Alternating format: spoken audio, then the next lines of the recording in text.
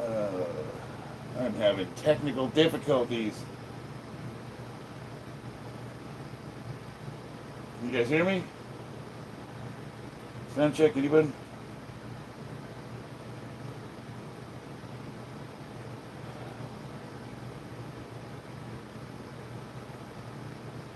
Boom, boom, boom. Okay, we got sound.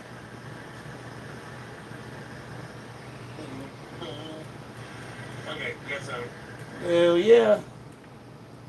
Alright, so I found out the problem. I got I got an older Mustang. It's a 2009 GT, and it was kind of like right before the whole Bluetooth thing. So I've got one of those old school Bluetooth adapters that you plug into the cigarette lighter, the DC outlet, and so it stays on. And it was picking up my phone and attaching to the audio car parked in the driveway. So I started this stream 3 times trying to figure out why I couldn't hear or talk to anybody. But if somebody could confirm in the chat that you can hear me, that would be nice. Anybody? Anyone?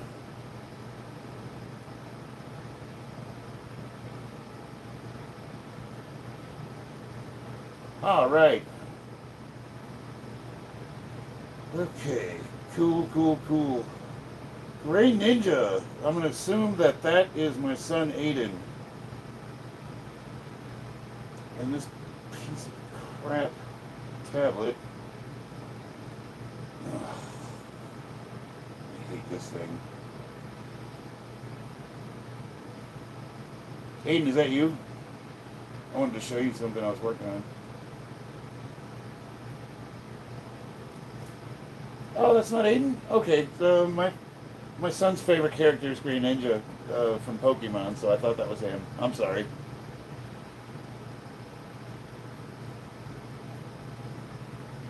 Is that who you're named after, or am I way off on that? Oh, haha. Well, check it out. I'm working on. Oh, let me get a flashlight. Something with a little lighting.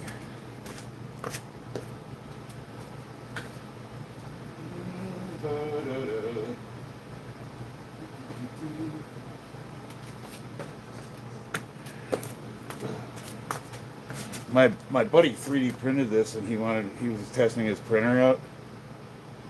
It's too much lighting. Oh man, it's too bright. Nah, can't. It doesn't really pick. It's this lighting doesn't really. I'm not done with it yet. I'm doing the shading on it. I was experimenting with paint markers. What do you think? I mean, obviously, I still got to do like the highlights and everything. But yeah, he wanted to test his 3D printer out, so he printed this guy up for me. I don't know, it's coming along.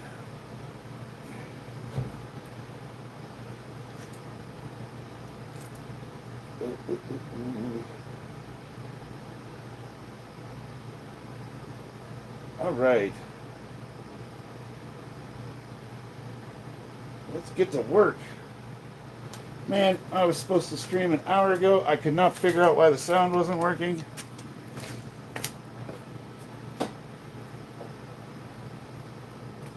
How's everybody doing tonight?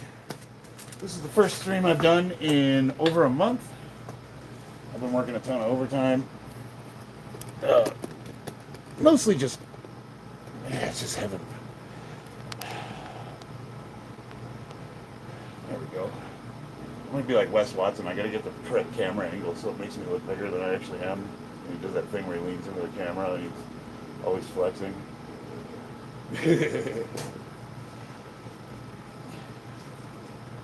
The first rule to fitness is lighting. You gotta have good lighting.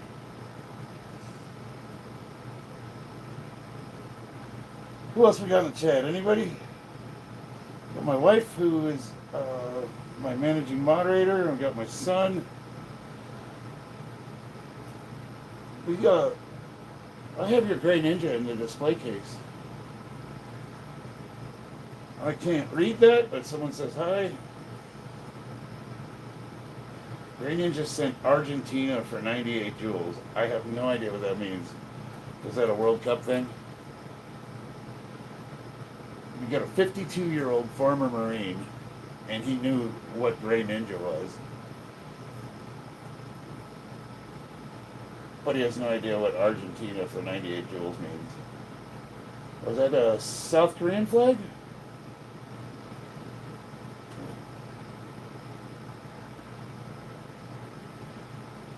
Oh, come on. I was trying to zoom in on that flag so I could see it. Maybe a different page. I hate this tablet.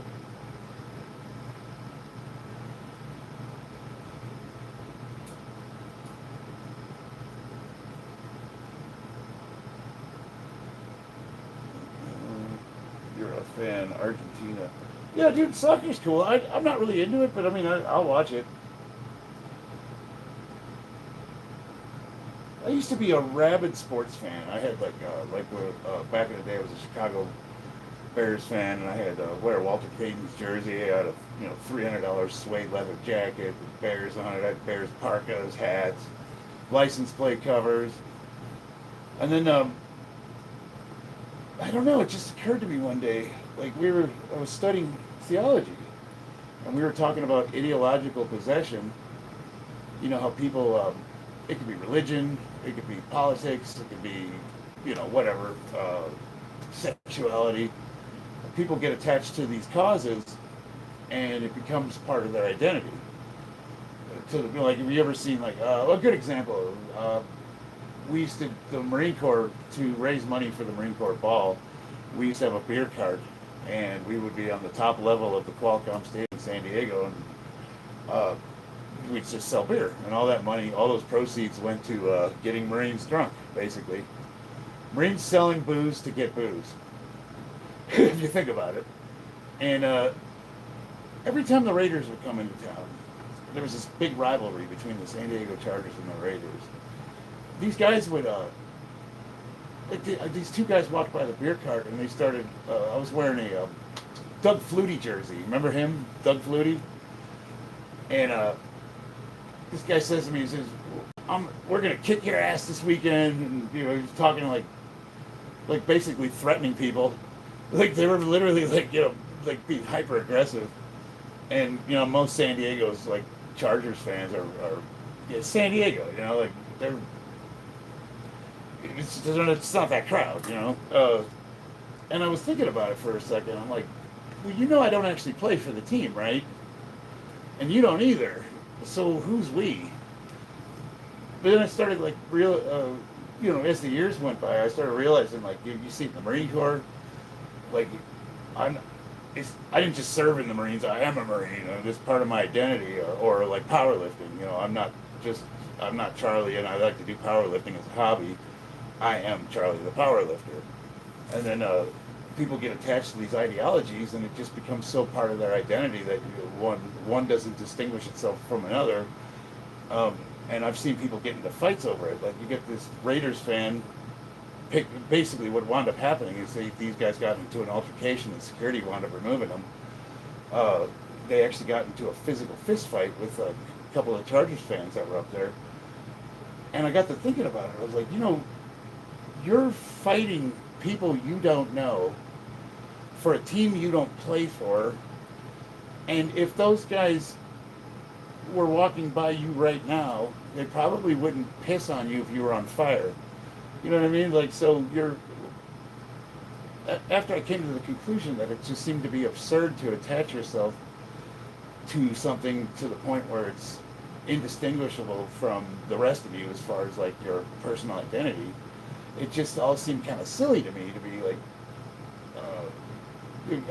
be a Bears fan to the point where I'm spending thousands of dollars a year on all these accessories, these gear. I had a Rydell helmet. It was whose was it? It was one of the 1985 Bears, not Refrigerator Perry, Richard Dent. So Richard Dent, we got a signed Rydell helmet that he supposedly wore, It was autographed. And I was just like the coolest thing. I would show that to everybody. And at the time, I was in high school and I was working at a Wendy's in the drive-thru. And Richard Dent pulls up. He's got this. I forgot what he was driving, but it was like like a some really expensive SL Mercedes. And he was the rudest asshole you ever met in your life. He was just a fucking dick. And I just got to thinking, I'm like, here I am, like, bragging about having this helmet, and like how cool this is, and this guy's fucking awesome, and the Bears, and this guy was an asshole, and he just, I was just some shitbag that worked at a Wendy's, and put the fucking fries in the bag and shut up. I will say one exception, though. I got the pleasure of meeting Walter Payton before he passed away. And that dude was fucking cool. He's one of those guys where if you said hi to him, he would actually take time out and come talk to you and sign, give you an autograph or whatever. All right. Enough of Uncle Chuck's story time. Could have used the laptop. Yeah, babe. I don't know. I didn't want to risk messing the screen up on it. So, I don't have anyone else in the chat except for my wife and my son, which is perfectly fine by me. So I'm just going to start working out.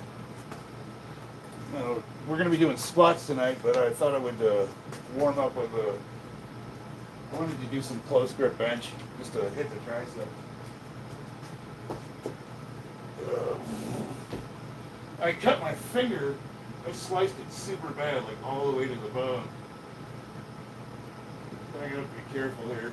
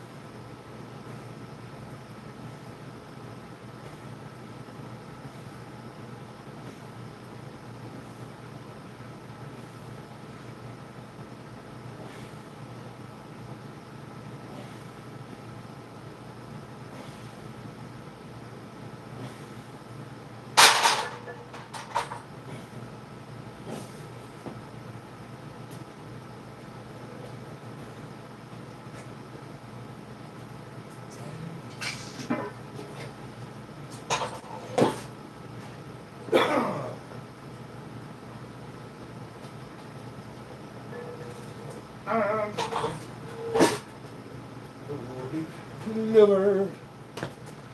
Right. Topan Rosap says hi. What's up?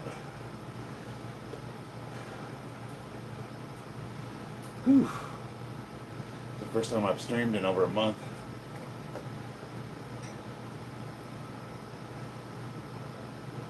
Will somebody in the chat start talking, man? We gotta get a topic of conversation going. We talk about anything.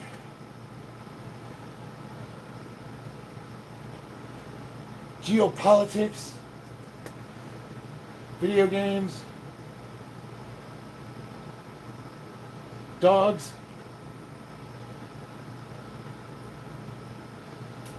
Hot as hell here. Yes, it is. What's up, sweetheart? I thought I'd not seen you in ages. What's been going on? Well, yeah, pretty much so. For work, I was working graveyards for a while, and they switched me back to days. And I've been, it's mostly been work schedule, just lots of hours. Just been, I've been training, trying to keep up with things. I went through a stretch of, I got off everything and I was natural for a little bit. And I was gonna try to do an experiment just to see what would happen if I just came off of everything completely. But at the age of 52, it's just, I didn't want to do it. It was awful. I did not watch the Conor fight. How was that? I'll be honest with you. When I saw that, I was just thinking to myself, him versus Max, and it's like, I don't know. it just seemed, there was just something about it that just seemed like fabricated, you know? Like it just, is there any real animosity left after all these years? It's like, you know, I don't know. It was, for some reason I just couldn't, it didn't pique my interest the way it used to. There was a new job. Yeah, so I went back to work for, well, one of the first safety gigs I ever had. I've basically been on our payroll for over 20 years. Um, I used to do odd jobs. So when I do construction, I'm a project safety manager for well, I was the area manager for Southwest Steel, but she's a contract safety. So a lot of small companies, they don't want to, if they get a project, let's say they're building a strip mall or a gas station or pick a facility.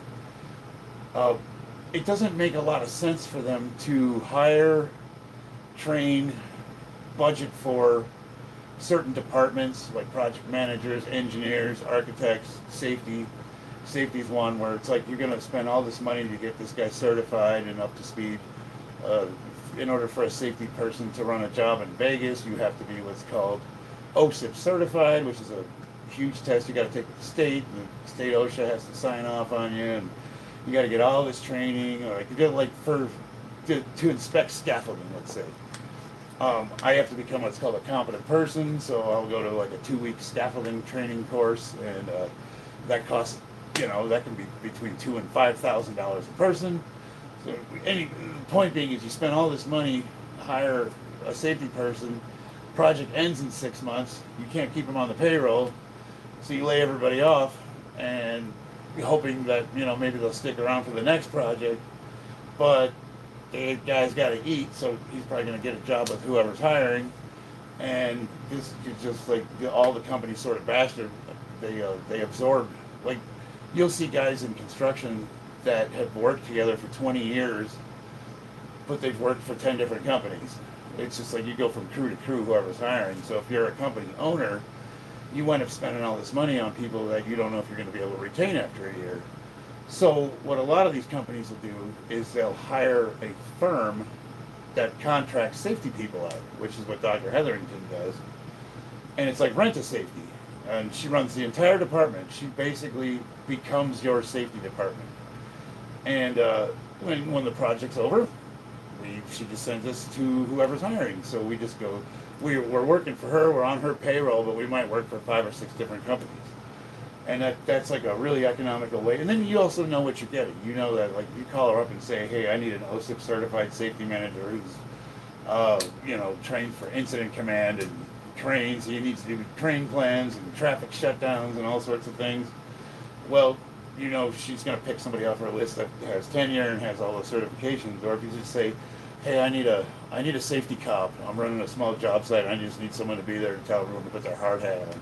Well, you don't need a guy that's got a BCFC certification or a degree in safety engineering. You could just get a guy that's been working construction for 5 years, and you know what I mean? Like, so depending on what kind of level of experience you need, you can just call her up and tell her what your need is, and she'll send someone down there. So I went back to work for her, and it's sort of a step down for me. It's as far as like my responsibility. Like I was the fucking man when I worked for Southwest Steel. I ran the whole department, and now I'm just like Joe Schmo, thumb of his ass. I'm hanging out on a job site, like, hey, put your glasses on, motherfucker. And the pay is lower, but it's like, it's just, it's easy. It's so funny, after doing this for so long, I could take a job like that, and it's like, I don't know, it's definitely, it's boring. It doesn't take a lot of my mental facilities, but the hours have been brutal. That's what's killing me. The two things in Vegas is the heat and the fucking hours. So it's been over 115 degrees here the last couple of days. And with, switching back from nights to days, I just have not been able to put together a consistent streaming. So I decided to take like a small break and just sort of, let myself get together. And I was also healing from some injuries, and I'm now at a good starting point where I'm going to really focus on trying to get as strong as I possibly can. Uh, I There's usually a huge meet here in Vegas at the end of September, and one at the beginning of the year, right around March. I think the September one's probably going to, if I'm really trying to break into the Hall of Fame and get those, Hall of Fame numbers, I don't think September is going to be doable. So, but I'm going to train. I'm going to train to try to complete the mission I didn't when I injured my arm. I'm going to give it one last go to like really, really get after it. All right, who we got here? It sucked. He tore his ACL a few weeks ago. Didn't tell anyone. Quit 1 minute into the fight during the injury. Oh, are you kidding me? You fucking joking me? See? Yeah. We have completed transvestigation. Out of touch, Larry. Can I tell you, Grandpa, because my grandpa died? Can I call you Grandpa? You can call me anything you want to. I'm sorry your grandfather passed away. Do a backflip. Okay. Even if I could do a backflip, why would I? Did you see the Scottish partying in Boston for the World Cup? I gotta tell you, man, they're sports fans. You see a Raiders fan get into a fight with a Chargers fan, or you see the Chicago White Sox and a Cubs fan getting into it, or maybe like who else? What other teams do you expect to see a fight? Anything in Atlanta? Maybe I don't know. You just expect to see two drunk idiots beating the shit out of each other as if they're on the payroll for the fucking team. And that's America. You go over to the fucking pond, over to the Isles over there. You don't play around. Are you natural? Bal Jew. I'm artificially flavored, but I'm fat free.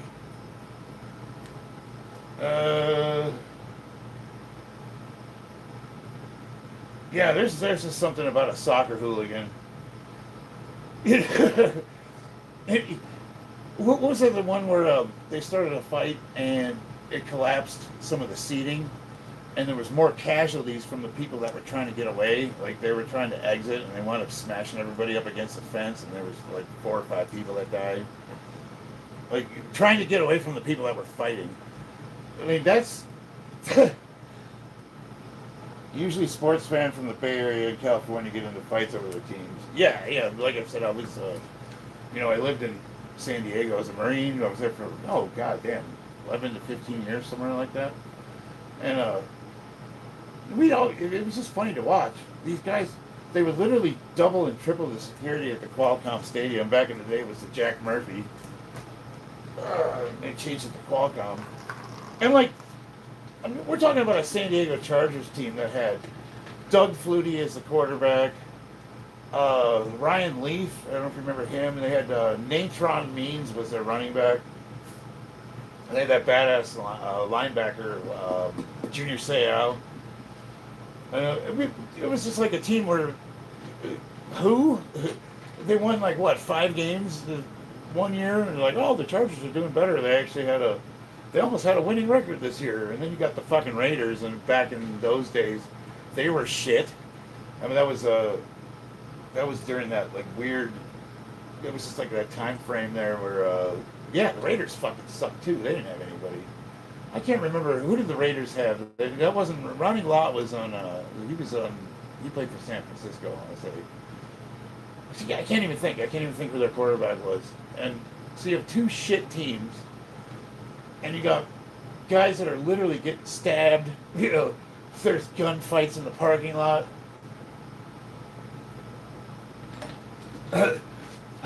I like Doug Flutie, but I'm not getting into a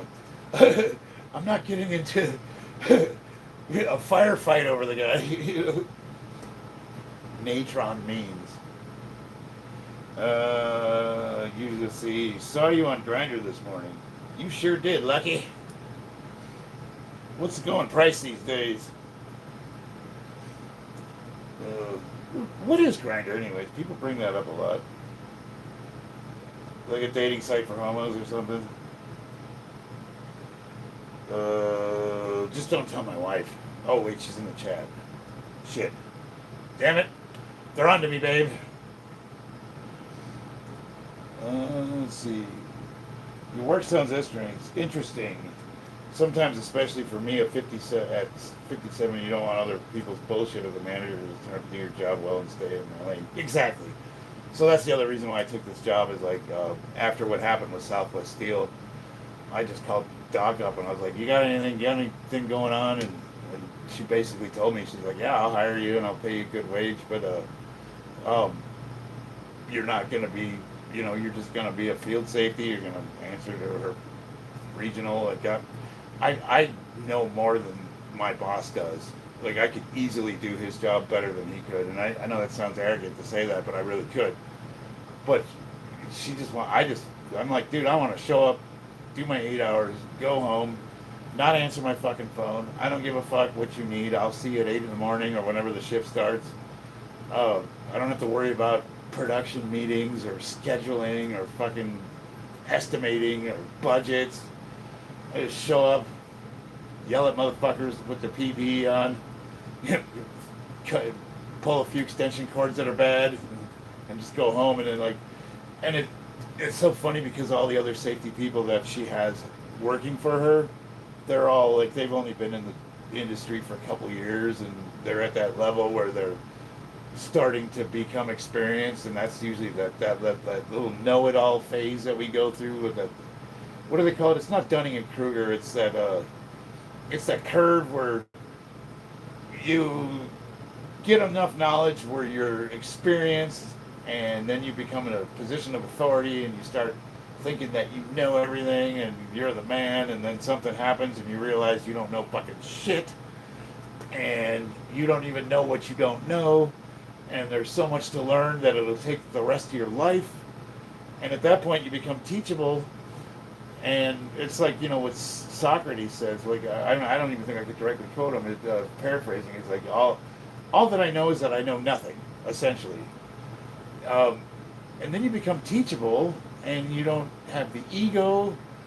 So most of the managers you wind up working with that are field level, like the first year superintendents or guys that have, it's maybe their first position of authority, or they just got the promotion, or they just moved from production to whatever. Those guys are fucking assholes. Because they want to be in charge, they want to be leaders, they want to take on the responsibility, and they don't know how to lead, they don't know how to deal with people at any kind of a managerial level, and they like their newfound powers and they like to throw their weight around. You get a lot of safety people. We have the ultimate authority on a job site. I could throw anyone I want off that job, but. So, I'm not going to say the person's name, but the safety manager, during the COVID thing where everybody had to wear masks, they were trying to shut the jobs down. So you had basically the county commissioner and her people were literally across the street with binoculars looking for people without masks on. So we were just trying to shut this job down. So we were told that if anybody wasn't wearing their mask, send them home. No questions. And personally, I think the masks were stupid. My personal ideology is exactly what you think it is. It's fucking dumb. The masks are retarded. But we're trying to make money. And it's like, okay, if I need to wear this stupid fucking mask so I can go to work and get a paycheck, I'm going to do it. I don't give a shit. Like, this is not the place to demonstrate your commitment to your ethics or your values. Like, we're all trying to work here. Plus, at that time, they were paying unemployment like more than you could almost make just as much money staying at home. So I tell these motherfuckers, like, look, dude, we're trying to keep this job open. I know the masks are dumb. Fucking wear it or go home. Well, at that level, you got a 2 or 3 year safety manager who's addicted to the power. Let's say we have a crane. Now, cranes cost like $5,000 an hour to operate. But there, you know, you gotta, that thing's constantly moving. It's moving all the supplies up the building. It's doing everything. So every minute that crane is down, you're losing money. So like when the iron workers weren't using the crane, the other trades would try to sneak in there, and everybody, you know, they had it really tightly coordinated. And that's the kind of thing that a safety manager doesn't really concern themselves with until you get at a higher level, like, well, or you work at superintendent. You know what the money. Well, this person saw the crane operator without a mask on, so she stopped work. And this is when we're building Resort World. This is a 500-ton crane. Like, this isn't your little fucking AC unit on the roof of your house crane. This is a motherfucking, like, they had to bring it in on a railroad and put it together. You know, she shuts the entire job down and sends the crane operator home. And even though, like, our boss, the director of safety, said anybody without a mask, send them home. I even told her, I was like, hey, you know, you can use discretion. And she's one of those, like, no, this is I am the law. Like, she's fucking Judge Dredd and shit. And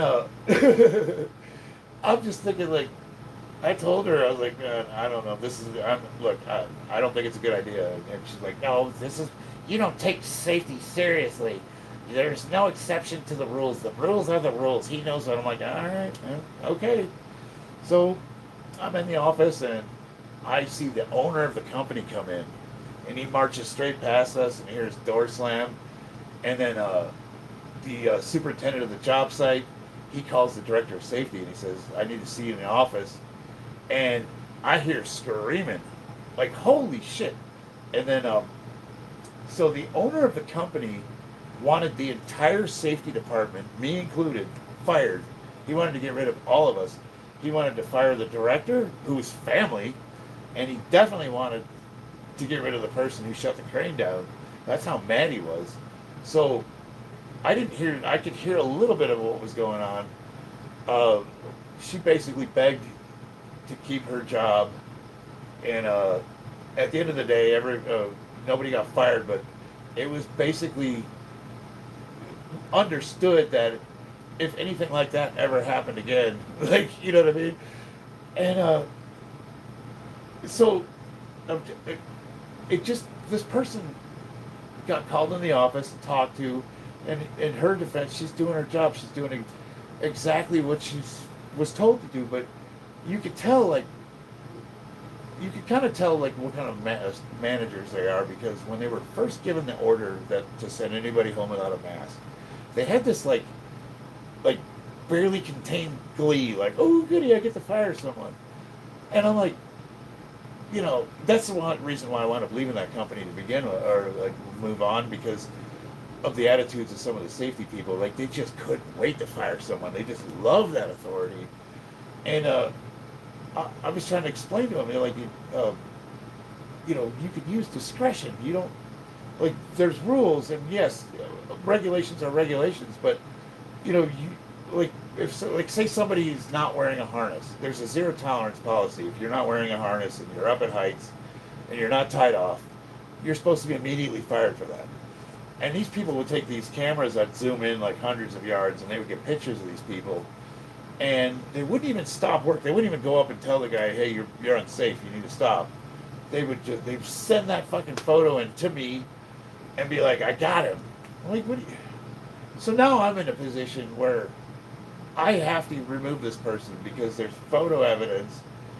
And I actually got rid of one of the safety managers because he sent me a picture of an iron worker not tied off. And I asked him, I said, did you stop this guy from working? Did you go talk to him? He said, no. I'm like, so you're sending me a photo of an unsafe thing, and I'm supposed to remove this person, and you didn't stop work. So I fired him. I got rid of him. And then and I gladly got rid of him. And when they asked me why, I said, because this motherfucker didn't care about safety. He just wanted to fire. He just wanted to get this guy removed from the project. He sat there in the shadows, bird dogging these motherfuckers for hours, waiting for them to screw up so he could get photo evidence of them. And then he sends it to me, and who's above him, and now I'm fucking obligated to fire him because he has photographic evidence, and it's going to be in his report. So now I have to remove him. And so yeah, no, I shit canned his ass, and I told everybody, it's like, look, I'm not here to do your dirty work. Like, if you see something that's unsafe, you own it. You are obligated by law to do something about it. And so technically, his answer to that was, yeah, I did handle it. I sent it to you. Oh, okay, so kick it up the chain of command. That's your way of handling it. Hot potato. I said, but here's the problem with that.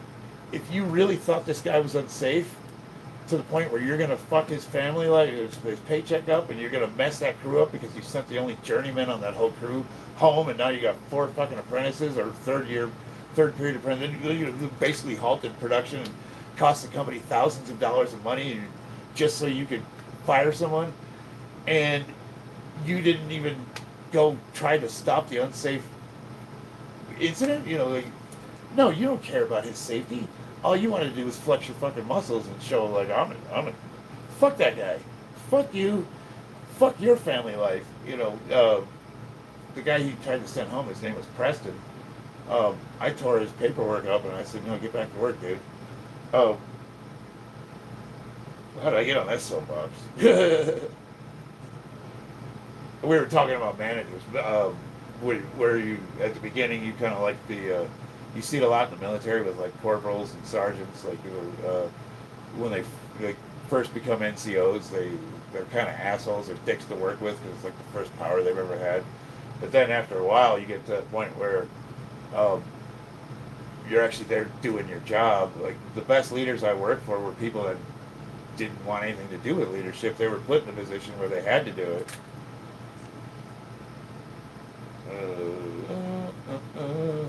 All right, here we go. Usually spoiled. Let's see. Your work sounds interesting. It says he's not natural right in the description. I didn't know that was a debate. What can you bench? Oh, right now? Well, I hit 315 for about 6 reps the other day. I'm right around 400 pounds. I don't want to say 405. I think I'm probably about 385, 390. I was benching 420 about 2 months ago, but I had some shit happen where I had to stop training for a little bit. And I lost some weight, and that kind of tanks your strength. So it might take me a little bit to get back to that. But I'm training for competition, so I'm going to probably put about 20 pounds on. And I fully expect to be able to bench. Like, if I can't hit 430 by the end of this training cycle, I'm going to be really disappointed. What do I got to do to get to heaven? There's only one way to heaven, my brother. You got to ask our man, our Savior, Jesus Christ, died on the cross, suffered on the cross for our sins. And I don't know any other way. And that's my interpretation. Let's see. This is eye crap is getting into my nerves. This is a eyeball crap. We got OB937. I don't know how to read hieroglyphics, brother. You're going to have to, if you're trying to insult me, like, spell it out for me, will you? What do I bench now? Oh, probably 375, 380. Knowledge and experience are so different things. Are you a Wes Watson? Good Lord, I fucking hope not. I own all my cars. You know what? That's so funny. In a lot of ways, I'm richer than Wes Watson because even though all 3 of my cars are old as fuck, I actually own them. He might have had a Bugatti, but it wasn't his. Knowledge, experience, plus I don't have any tattoos.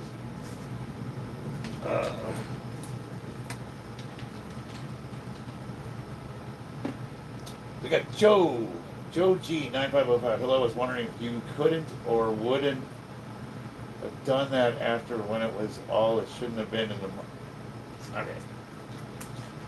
Hello, I was wondering if you couldn't or wouldn't done that after when it was all should have been in the morning, evening of tomorrow, yesterday afternoon when I said you. Okay, cool. Jesus died so you can live. God bless you, brother. Amen, Abner. Yes, sir. I don't judge anybody. I don't discriminate. I don't care if you're atheist, agnostic, Hindu, Buddhist, uh, Zoroastrianism, Scientologist. Pick one. We're all welcome here, but and I'm open to talk about any of them. Would you mind answering my question? I, is it a question? How do you diagram that sentence, Joe?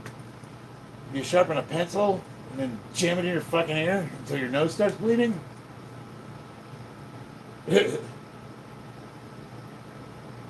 Are you one of those guys that's trying to be clever, sitting on your shitter?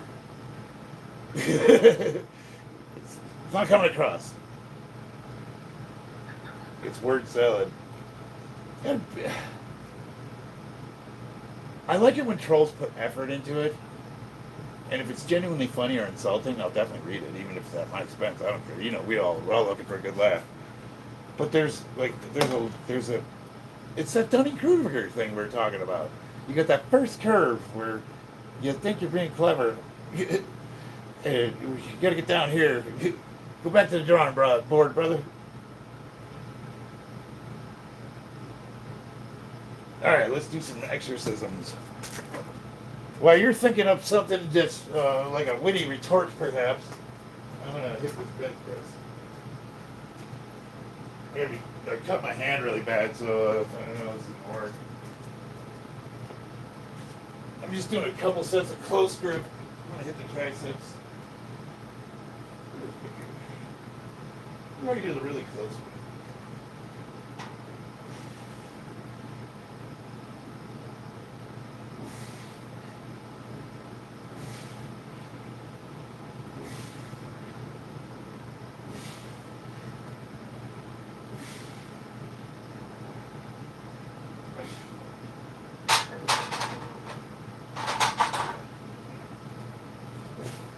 I like that because you move the barbell forward up a little bit. When you're pressing it, it puts most of the weight right on your triceps. So it's like if you a lot of guys ask like, what's the best tricep exercise? And it's not about the exercise per se.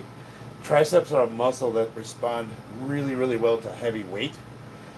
So bench, like close grip bench, guillotine presses, skull crushers. If you can get it, it's better to do, I think, close grip bench press or dips, weighted dips, where you can really focus the weight over the movement. Like you see those guys doing those tricep kickbacks with the little dumbbells. That's a waste of fucking time.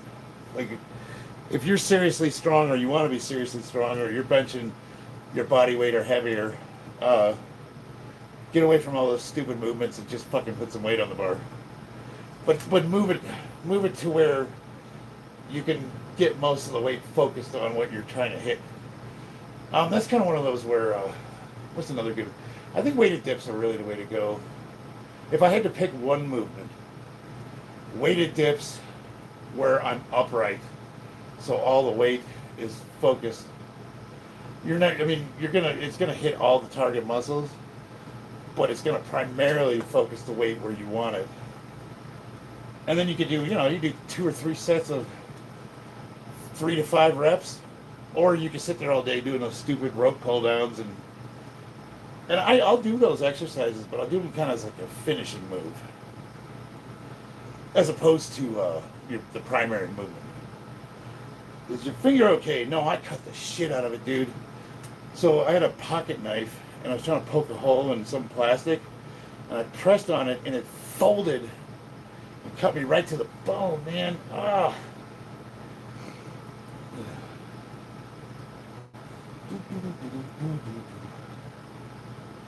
Do you do juice? Serious question. Well, that's if you want a serious question, don't say do you do juice. Like, I'm a 52-year-old competitive powerlifter, ranked one of the best in history for my weight and age. And yes, I'm on a program where I will do a variety of things depending on what part of the cycle or the training I'm in. Meaning, if I'm not doing anything, I'm on doctor prescribed TRT. As opposed to 8 weeks into a training cycle and getting ready to compete, I might be on, 200 milligrams of dihydroboldenone. And then we're starting to add things like a little bit of Anadrol into it. But I have no, like, one of the, I guess you could say, like, my channel, we openly discuss these things, but the problem with the surface level, and that's not to be rude, but ignorance, essentially, is that a lot of people, they get their information from what they see online. So you got guys like the Trend Twins, like, or just morons, fucking morons that are, whether they're doing it in real life or they're just playing a character online, it comes off like all these guys are doing is blasting themselves with fucking racehorse drugs. And there's no science behind it. It's just what they got on Reddit and asked like what the local meathead does, and you get an idea that anybody that's on any kind of hormone or anabolic substance, it's like all or nothing. It's either you're doing enough trend to kill an elephant, or you're so natural you don't even touch creatine. Like, I don't do any of those protein powders. I'm all natural. Like, that fucking guy. Oh my god, that sanctimonious douchebag. Where I like to bring a little bit of a nuance to the conversation. Like, first of all, I'm 52 years old, so when people ask, are you on juice? It's like, there's so many compounds. There's so many ways they can be deployed. What are you trying to do? Are you trying to gain weight? Trying to get strength? Trying to cut for competition? Or are you depleted naturally because you're old as fuck and your dick doesn't work anymore? Are you, like, you know what I mean? Film, like, what are we trying to accomplish? And then from there, we can look at, like, what kind of compounds do you take to accomplish those goals. Like, you're trying to, break into the Hall of Fame for the USPA, and you're training to be an elite level power lifter. What does that look like? And that's the conversation I like to have, as opposed to, like, are you natural? And then you say no, and then the guy scrolls to the next one. It's like, okay. I don't know. It's so. And normally I don't care. Like, I just say, no, I'm not natural. I don't give a fuck. I'm artificially flavored, but I'm fat free. But it's just like, I want people to have good information, because I think that there's good use cases for hormone replacement. Like my wife, who's been bedridden because she fucked her foot up really bad, she's suffering from atrophy, as you would if you broke a limb or whatever. Or Peyton Manning, let's say, he comes to mind when he was playing for the Denver Broncos. If you guys recall, he broke his neck. And in the off season, they were talking about, well, he used human growth hormone and illegal substances to heal his neck. Like, like, yeah, this is how this motherfucker makes his living, and he wants one last shot at, like, trying to secure himself as a Hall of Fame quarterback and cement his legacy. And you're going to begrudge the guy because he used human growth hormone to help heal a broken fucking neck so he can continue to, like, oh, that's evil. Like, I try to take the moral attachment out of it, if that makes sense. Like, it's not good, it's not bad, it is. 10-4, thanks. I'm on muscle milk, but that's it, and I'm happy. Well, good. I mean, I'm glad that works for you. And that's the other thing, is like, well, people will tell me stuff like, well, all I do is this. And I'm like, what's your point? Are you implying that somehow your, like, more, your self-righteousness would suggest that you think that you're a better person because you don't need any of that stuff? Well, it ain't about you, motherfucker. When you start paying my bills, we can talk about it. The Kelly and Michael situation. Looking a lot bigger and leaner since the last time I see your video. You doing anything different in the last 30 days. David, a member Barilla, yeah, I started eating and I'm back on cycle. No, what is that? Right now, testosterone and a little bit of dihydroboldenone. Oh, I'm basically cruising. Um, as depending on how my training goes, that will evolve when I get my blood work done. I talk to, like I don't just take substances. I don't like, that looks like it might be fun to try out at the age of 52 with kids. No, we don't do that. But I'll get my blood work done and then we'll look at like, so we don't just look at like testosterone either. You got to look at like what are your organs doing. You look at like creatine in your urine. It tells you how your kidneys are doing. You look at your triglycerides. When you start adding hormones and anabolics, it messes with your cholesterol. You got to look at that. Like there's a bunch of markers that you want to, it can increase your red blood cell counts. Your blood serum can start getting thicker. And if you're, what's the word, high blood pressure, whatever, that could be a problem. So we look at all of that stuff, and I'll probably get that done here in the next couple of weeks. I'm scheduled to get my blood drawn, but I wanted to do it about a month into it, so I could get like good numbers, and then from there we'll make an adjustment. If I'm going to try to compete in September, which I think is too small of a window, I would probably change the formula to something a little more aggressive. But if I'm looking at competing at the beginning of the year, which is more realistic because I can slowly ramp up and it lowers the risk of injury, that's going to look a lot different. You don't want to be a candle that's lit on both ends, you know what I mean? Because like say I started taking Anadrol. I just want, I'll get really big and strong really, really fast. Probably in 3 months, I would be hitting record numbers. But the way that drug is, the amount I would need to take to get that effect is going to get to the point where I would have to stop taking it or risk serious health issues, like, suddenly dying. So I'm going to waste that for no reason because I'm not competing in 3 months. So why would I, strategically, it wouldn't make any sense. I mean, a lot of guys are vain, and that's fine. I mean, like, I don't judge anybody for what they do.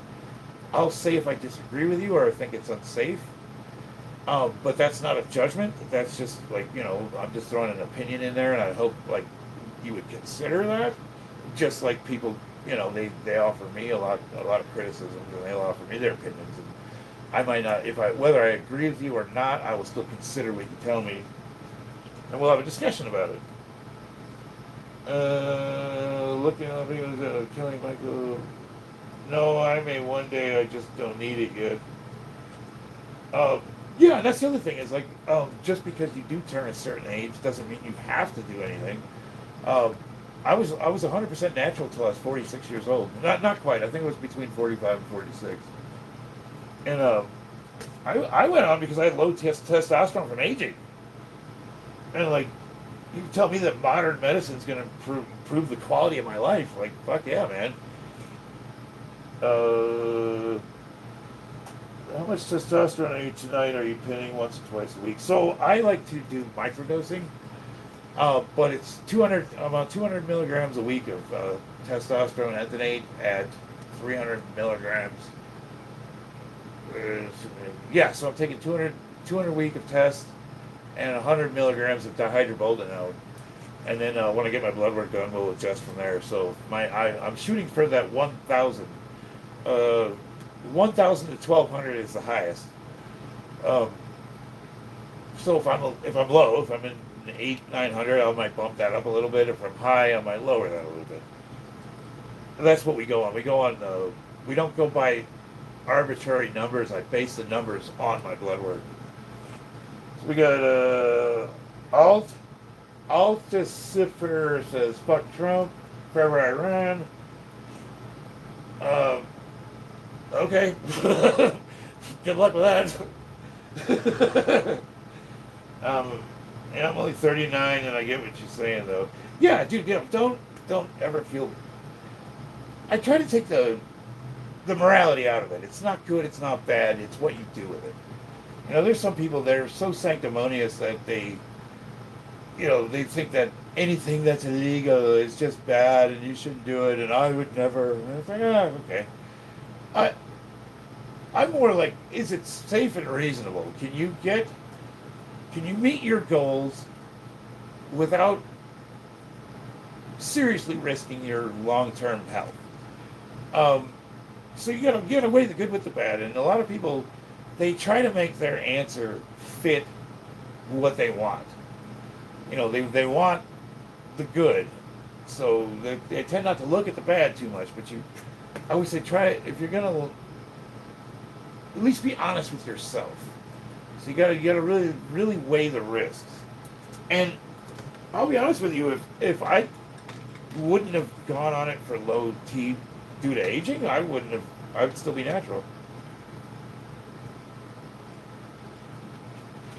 Um, because people think I'm not pro steroids. I'm actually kind of generally against the use of anabolics, especially for guys that are under the age of 40. And there's no target specific range. When people say 40 and over, that's generally speaking, that's aggregating the male population across billions of people on Earth. And right around 40s when they see the downward trend in of natural hormone production. But there's guys I know that are in their 60s that still have perfectly fine numbers. And I know guys in their late 20s, early 30s that are suffering from low T due to environmental issues like diet and just all sorts of stuff. So I would even tell guys, like, if you're under the age of 40 and you feel like you need uh, hormone therapy, like, I would look at environmental factors first. I would like to say, well, what's your diet, what's your sleep, everything. What kind of stress do you have in your life, and is it something that we can improve? Um, the one thing I'm definitely against is shortcuts. And, like the guy that just starts working out. I've got tons of guys I know start training and immediately ask me, like, what kind of gear, like, they don't understand that I'd been training for, about a good 10, 12 years. I didn't really start heavy lifting until I was just like, I'm going to say 38, 39 years old, right? Almost 40 years old. I came to it later in life. When I was younger, I played sports. I did basketball, I did kickboxing, I did a bunch of stuff. I wasn't really a weightlifter. And I turned to weightlifting because I'd blown both of my knees out. I really couldn't play basketball the way I used to, like, aggressively. I'm not fucking taking golf up. Fishing's too expensive. And I was just going to the gym and I started lifting, and I noticed I was one of those pro lifters, and me and my buddy Steve, we were just two asshole fucking we're veterans, and we're just in the gym just chucking around as much weight as we can with no form. Like, we're those two guys you walk in there and you're like, oh, these assholes are gonna hurt themselves. Like, doing T-bar rows with 6 plates on it, just dumb shit. Like throwing your whole body into it. Like, but we didn't know, we didn't care. And we were fortunate enough to work out at a gym where the vice president of the USPA and his wife were training kids there for free on Mondays and Wednesdays.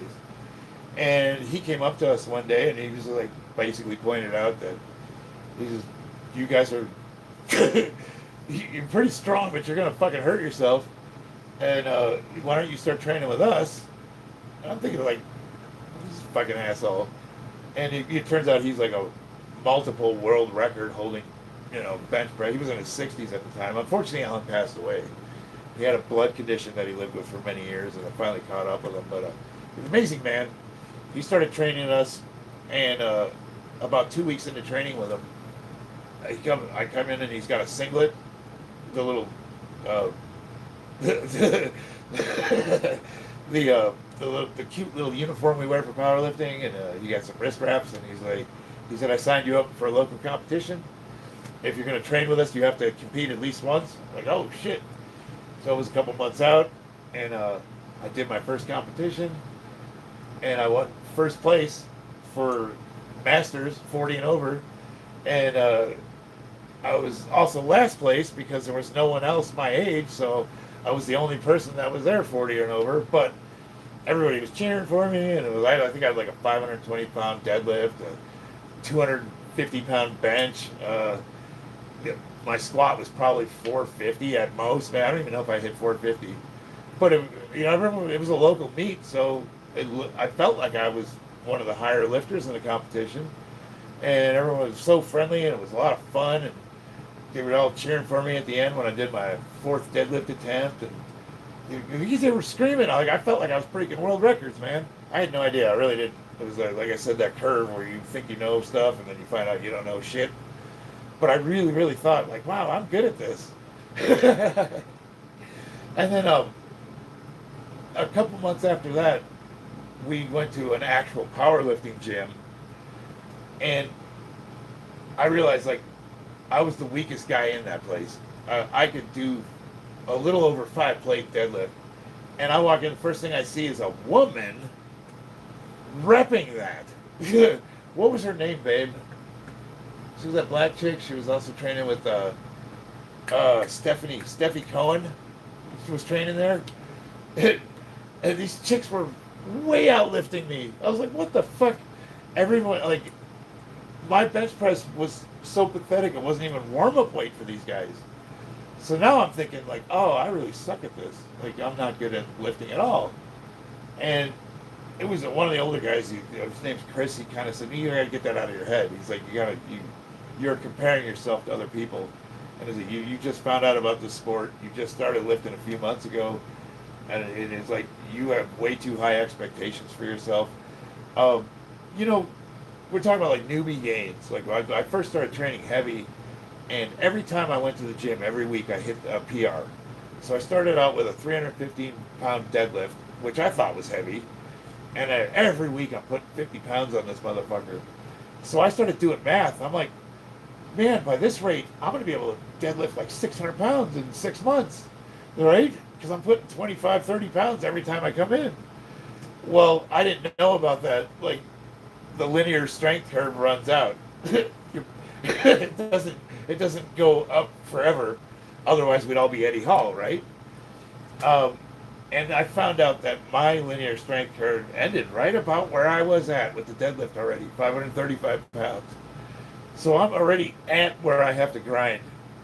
And as a natural lifter, it took me 5 years to get, it took me 4 years to get a 315-pound bench. So I was like, 43 years old. As a natural lifter, my highest bench press in competition at the weight class of 198 was 365. My best squat was 550-ish, and my deadlift was 585. And that was 43 years old. Let's see, so now my highest total as a natural, I had the American records for a bit. I had just under 1,500 pound total. So the combined 3 lifts, it was 1,480 pounds at nationals. So was my deadlift over 600? Yeah, it was probably about 600. 600, yeah. So I had a 630 pound deadlift, 550 squat, 375 bench, somewhere in there. And that was at the 188 weight class, 100% natural, 43 years old. Not too shabby. I had the USPA American records for about 6 months. And then the guy that beat me, he beat me by like 200 pounds. And I'm thinking, like, well, I'm not ever going to catch this motherfucker. Getting blood work done Monday, Cam. Nice. Morals are good to have. I'm not saying morals. I'm not making a judgment on morals. I guess what I'm saying is, like, whenever I'm trying to discuss something, I try to take morals out of it and approach it not as good or bad, but as it is. Like, a gun is not good or bad. Me picking it up and shooting you in the face is bad. But is the issue with the gun or the person pulling the trigger? And so that's what I'm talking about with morals. We remove all that. We remove the ideology, the ideological attachment to the conversation as much as you can to be objective. So when we're talking about, like, steroids, there's no judgment behind it. It's just like, where is it bad? If you're just like taking a bunch of tren and shooting it up and and you're trying to get other people to do that too, that's bad. If you're one of these fitness influencers and you're not natural and you're trying to sell people programs and supplements saying if you take this you're going to be like me, that's bad. Uh, but there's no judgment behind like a guy that's 45 years old, has low testosterone, and maybe wants to still do the things he loves to do. So maybe he takes a little more than what the doctor prescribes, which could be illegal. Is that bad? I don't know. I don't think it is. Could it be bad? Yeah. But for the topic of discussion, we try to take the morality out of it and just discuss it objectively, if that makes sense. Try to keep the scientific method involved. That's elite, bro. I'm there now. Hell yeah. What's your bench at, Jared? Looks like you had a major injury to the bicep. Yeah, I sheared that fucker right off the bone. Having an open mind is different than having morals. Agreed. Where are you from, sir? Illinois. Grew up just outside of Chicago. And now I live in Vegas. Las Vegas. You have a, Jared, what's your weight class? If you don't mind me asking, how old are you and how much do you weigh? I recently tore a glute. Oh, how'd you do that? Morals are not laws either. I think some laws are immoral. And then, the discussion could be, what's the right thing to do? And you could say, well, you always follow the law. That's the right thing to do. Okay. Are you following the laws that Germany had in the 1940s? 39, 210 pounds? That's an elite bench, brother. Are you natural? You're what's called a submaster in the USBA.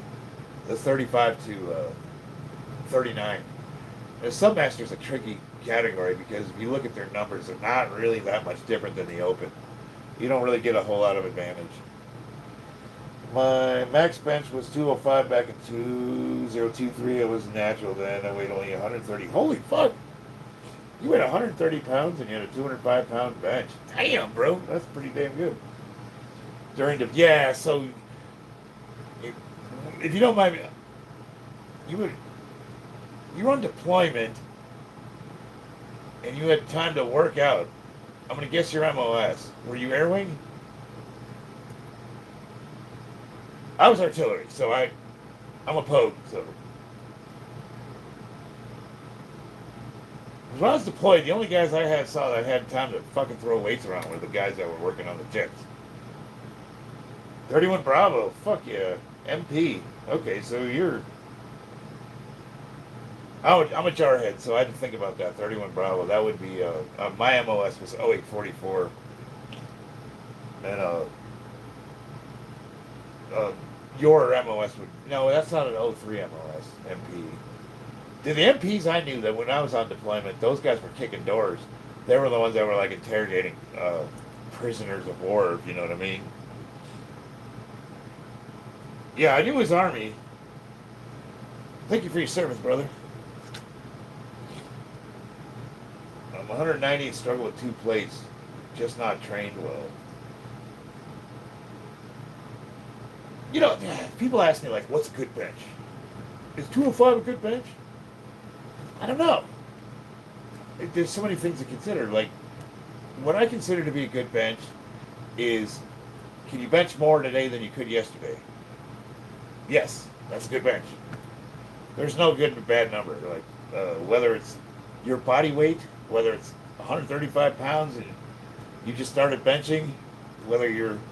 it's funny, like the first couple of years, I was watching these guys rep 200, 2 plates, 225, and I was like, man, that'd be so cool. I can't wait till I can bench 2 plates. It took me, 6 months to a year. And then I see the guys like hitting 315 for a rep or 2. I'm like, wow, look how strong this motherfucker is.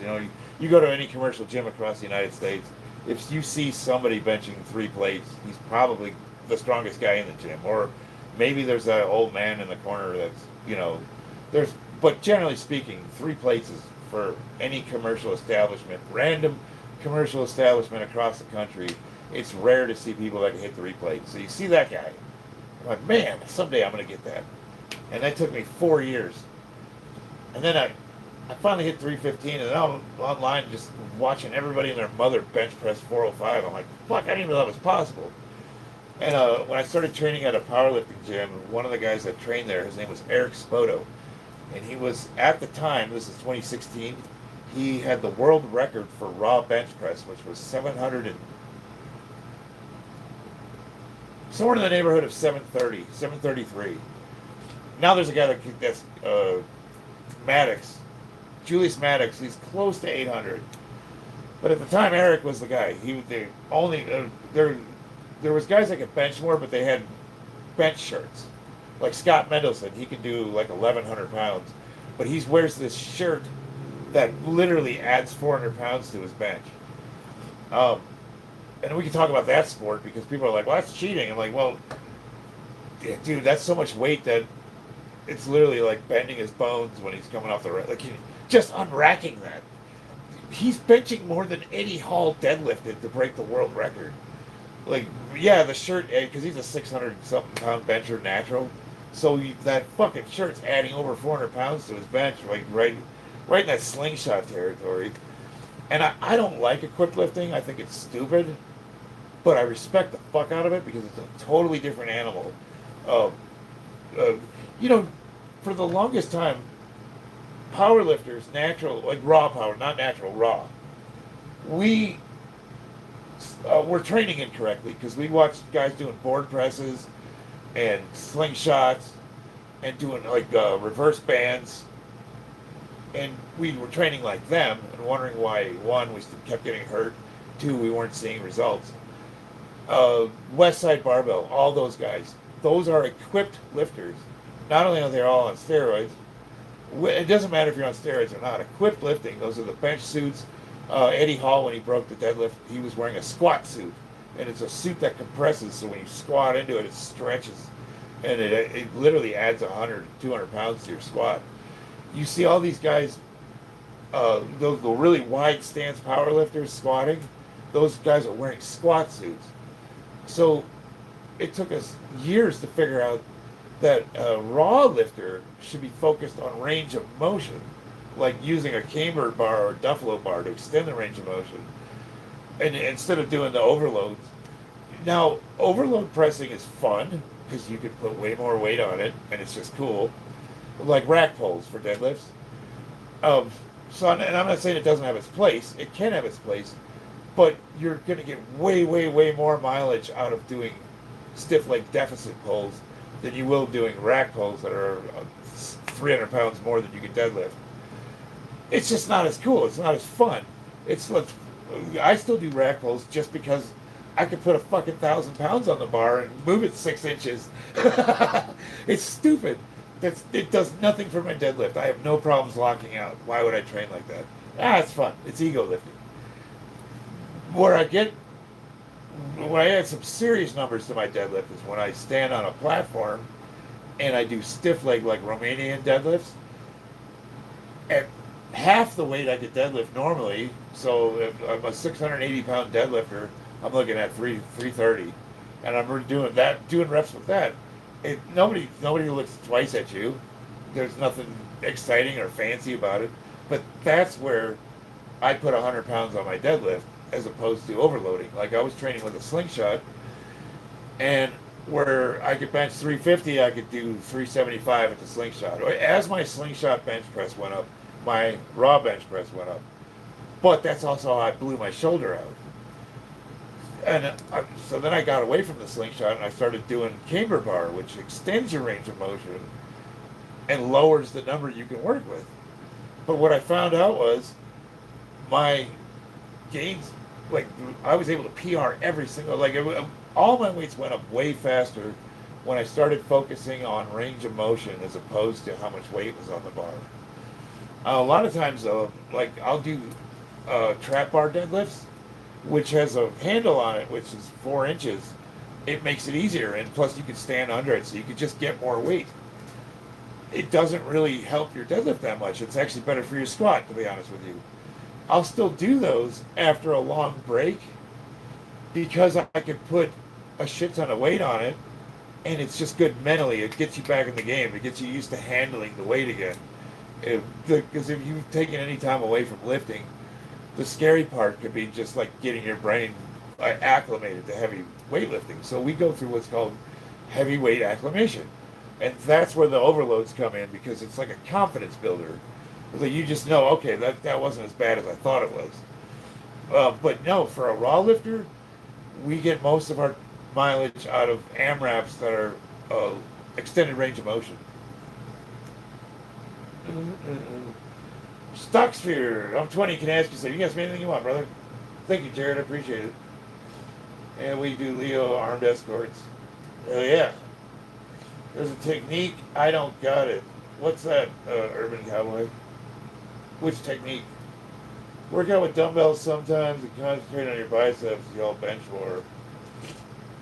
I agree with that. Knee pain, what's going on, brother? Summer Fi, Marine in the house. He says it's good to see you still at it. This is the first time I've streamed in over a month. Benching 1,100 pounds is going to kill his joints and tendons. Mendelsohn doesn't give a shit, dude. You talk about a guy that's like psychotic.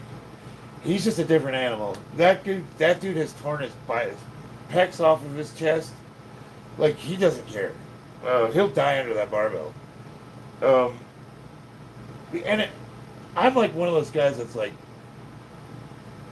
I might not agree with the sport, I might not be into it, but I don't judge. It's like, dude, that's fucking awesome. The fact, just even like, I can't even unrack that weight. I couldn't even lift it off of the fucking pins. So it's like, what am I gonna say, right? Like, it's crazy, but dude, that's still fucking awesome. The trap bar, yeah, trap bars. I use it a lot for my squat, to be honest with you. I've done Mentor's ideal routine for a year now. I like it, but nobody's building really. It's maintenance. So Bobby Forever and I have taken Mike Mentzer's principles and we've added into, I don't do conjugate, I do periodization. So when I'm getting ready for competition, I start out with what's called conditioning, which is usually, it might look like have 50% of your one rep max for high reps. So if I can squat 600 pounds, I'm going to try to squat 300 pounds for 50 to 100 reps total. I'm going to pick a number and I'm just going to do as many sets as I need to get to that number. And I'll do that for 3 to 4 weeks. And that's conditioning. That just gets your body, it greases the groove and just gets you used to hammering weight out. And you're going to like the way you look at the end of that. Take a deload week, and then we go into our normal periodization program. And for that, I use Mike Mentzer's HIT philosophy of like one set to failure. But where Mike got it wrong is you eventually will hit it's undulating periodization, meaning you're rotating your rep ranges, but it's still linear. And at a certain point, high intensity is going to wear you out. So it's not, is volume better, is high intensity better? They both have their place. So for my regular hypertrophy phase, I use Mike Mentzer's HIT. I'll do that for 6 to 8 weeks. And then we go into what's heavyweight acclimation. Now this is where I'm dialing it in down to 3 lifts, and I'm starting to lift absurd numbers for low reps, 2 to 5. And I'm getting used to, as I get closer to competition, I hone that down. And that looks like 2 to 3 weeks. So we're looking at 13 weeks total. And then a week or two before competition, I'm done. I do what's called a neurological training. And what that looks like is like heavy walkouts, static holds, where if I'm going to try, like say my opening attempt on bench is 400 pounds. I might put 500 pounds on the bar and just static hold it for 15 seconds. And trust me, if you put your max that you can, don't do that. Go like 70% of your one rep max and just static hold it for 15 seconds. You tell me if you don't feel like you have a complete upper body workout. Dude, it's fucking intense. And that just gets your mind just like you're just locked in. Uh, so it's like, was Mike Mentzer right or were the other guys right? Well, look at the results. They're all they're all jacked. They're all on juice, and they're all insane. But hardly any of them trained exactly the way they described it when they were behind a camera. Well, Arnold Schwarzenegger didn't fucking train like he did in front of the camera. Nobody did. He might do that for a few weeks. And Arnie was strong. Arnie would throw some weight around. He was a strong motherfucker. Mike Mentzer didn't train the way he did. He wanted there's a reason why he fizzled out and just faded away. Him and Arthur Jones, who was trying to sell those Nautilus machines.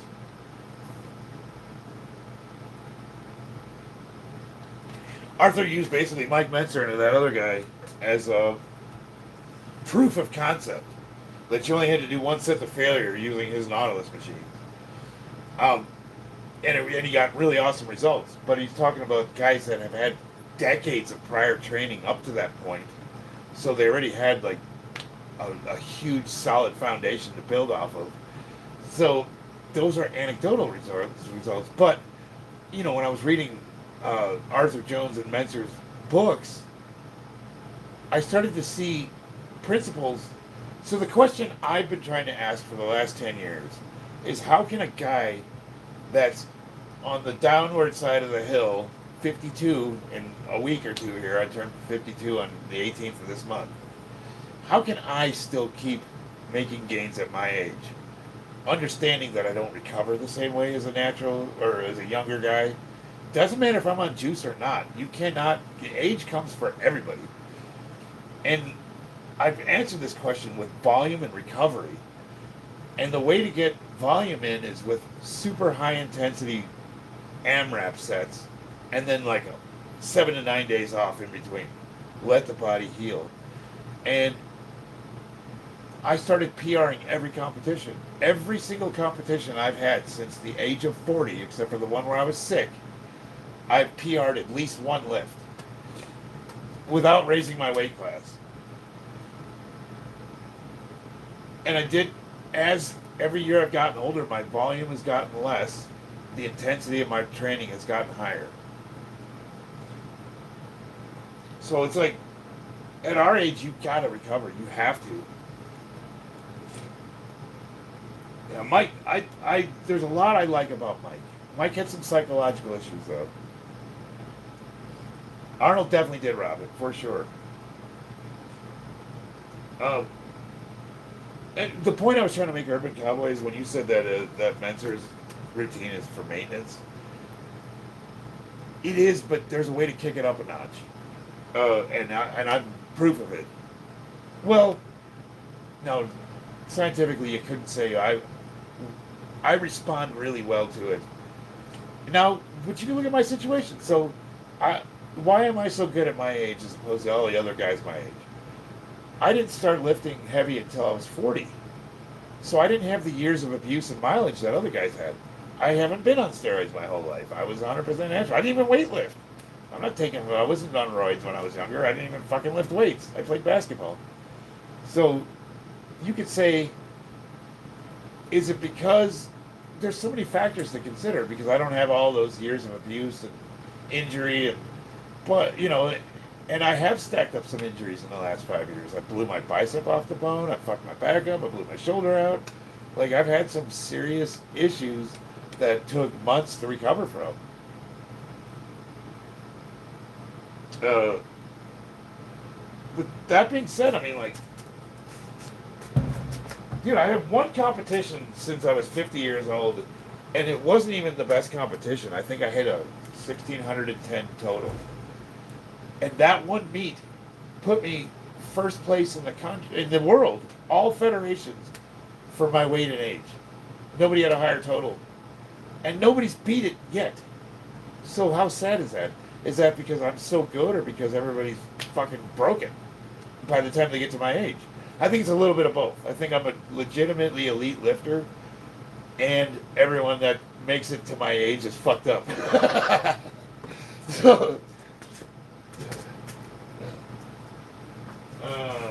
Gained 15 pounds of muscle in a year, and I left the no carb diet. Yeah, no, so no carb. Oh, see, I can't even say that from a scientific standpoint. Can you make gains on ketosis? Is it scientifically possible? I don't know enough about biology to say that you can't be an elite lifter without carbs. But what I am going to tell you is that when I did zero carb, I looked awesome. I was shredded as fuck. But my strength was not anywhere near what it was when I'm eating. Like, I'm practically what's your training diet look like? Trenbolone and ice cream. It's like, I say that jokingly, but it's not far from it. Like, when we're getting ready to lift, like before deadlifts, I'll eat a sleeve of Oreos.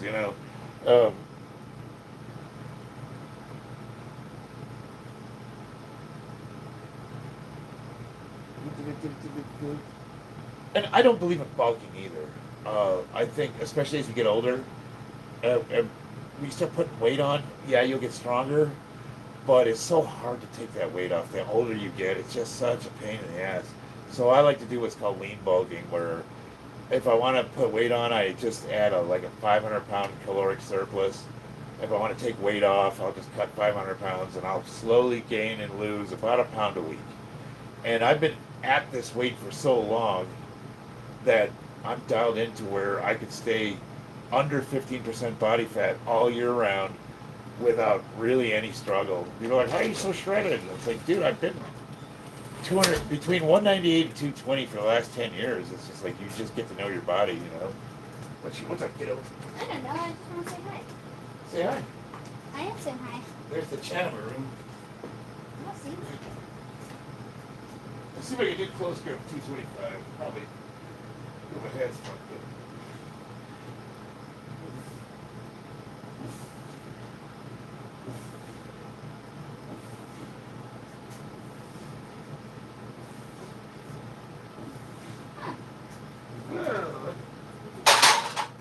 Alright then, I just That feels weird on the shoulders.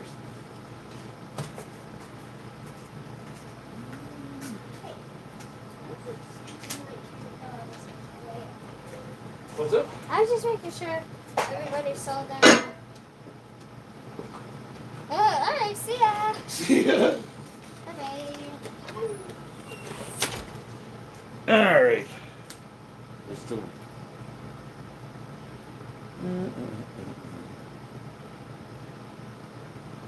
Did I lose everybody? I feel like you froze up here. I'm a girl dad too, it's great. I have a son, Aiden. They're both awesome, but yeah, Della's my road dog. She's great.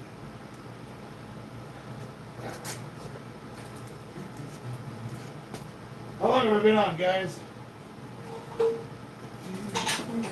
I haven't really done any training.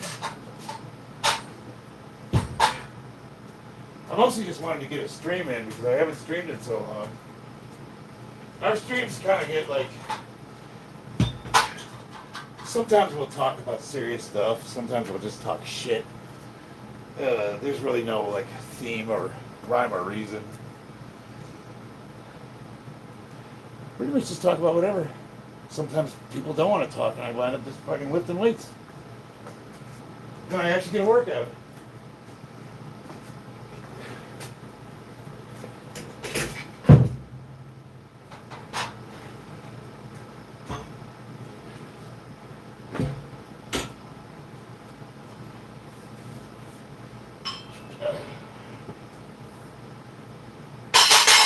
This is the camber bar I was talking about. I use it for, so you do rows with it. It extends the range of motion, so you get a little more that way. You do presses with it, extends the range of motion, so it's just really good. It's if you did exclusively bench press using this bar, when you switch over to competition, where you are now shortening the range of motion. This is it's basically training at a disadvantage. So on game day, you have advantage on the barbell.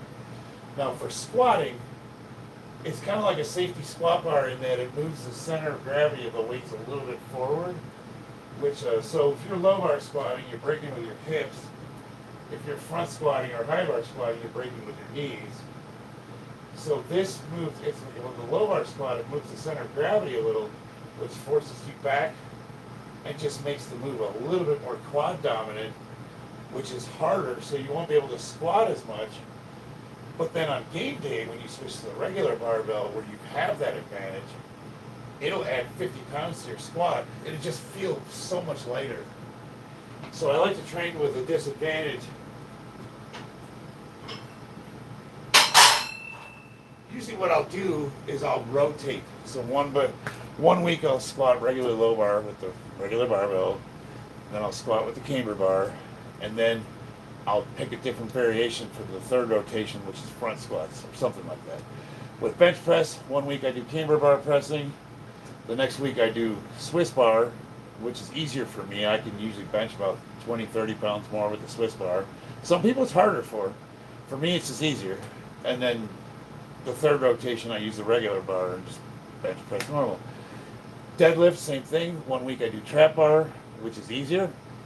Next week I do regular deadlift bar. Third week I do deficit pulls with a stiff leg. That's where you make your money. It's like you do stiff leg deficit pulls, which you wind up thinking you're weak, pathetic, you hate your life, and you want to die. But then the next week you do trap bar, which is easier, and you can put 700 pounds on it and rep it, and you're like, oh, I'm fucking awesome. And then the third week is a reality check. So it's one day that sucks, one day that's fun, one day that's realistic. If you would think about it like that, how do you break your program down? Sucks, fun, realistic. In rotation. Because like people say, well, so if the slingshot's no good or board presses doesn't really help your powerlifting, why do you still do them? Because it's fucking fun. Dude, I can fucking bench press almost 500 pounds with a slingshot, the Mad Dog one. Like, I'm going to do it. That's fucking, it's just cool. Like, people at the gym don't know. They're like, wow, look at this fucking old man. I'm an ego lifter. Like, I still like to throw weights around, you know? You gotta have some fun. Incline grips are, God, yeah. The only problem is I noticed when I was doing those, the real close grips, it didn't feel super great on my shoulders, so I'm kind of wondering if I should stay away from those. At least until I get some conditioning in. Hey, any of you guys that have been talking to me for more than 10 minutes, you should subscribe to my channel, because we can continue to have these conversations and you're going to help me get my count up. It's a win-win for everybody.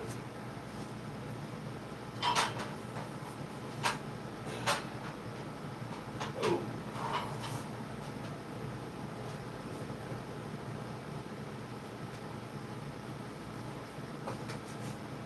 I don't know how much longer I'm going to stay online, just because it's getting late. We're going to at least get.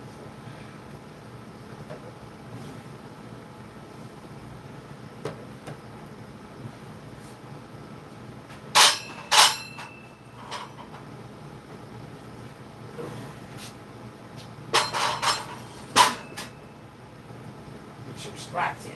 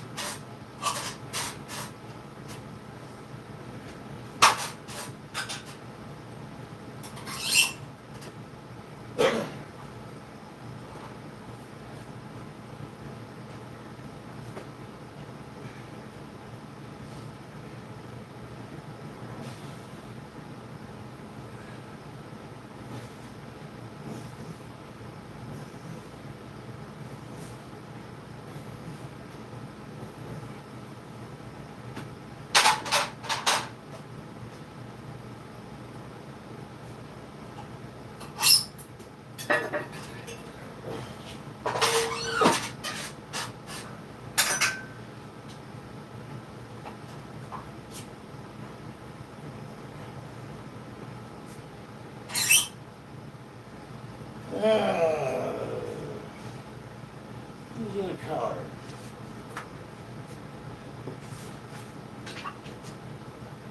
I gotta clean this mess.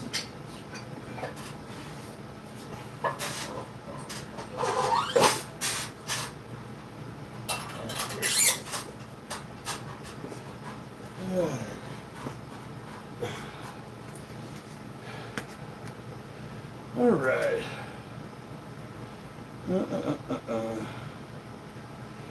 How young are you? I'm gonna be 52 this month.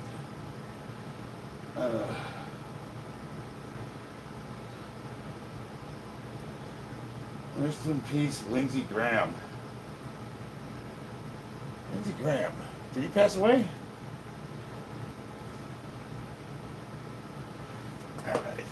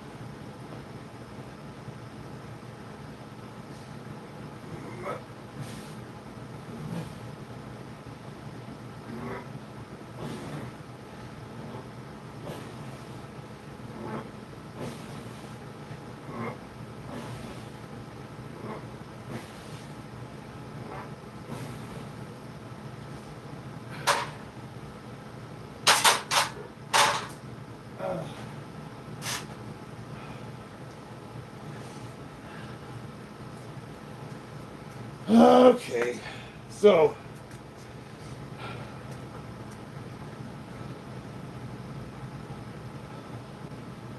yeah, lame operator chat. How you doing? I was talking with my wife, Christina. She's my head moderator, as you know, and out of respect for her, I'm not gonna have a conversation with you just because I don't want to make this a topic, but basically it pisses my wife off, and I'm not in the business of pissing my wife off. Love you, baby. But at the same time, I don't want you to feel bad either. Just keep it at that, okay? I see you. Hope you're doing well. No offense, but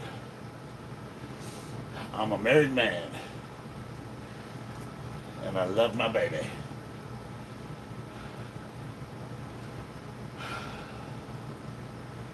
That bet just makes sense. All right. Somebody quick, topic change.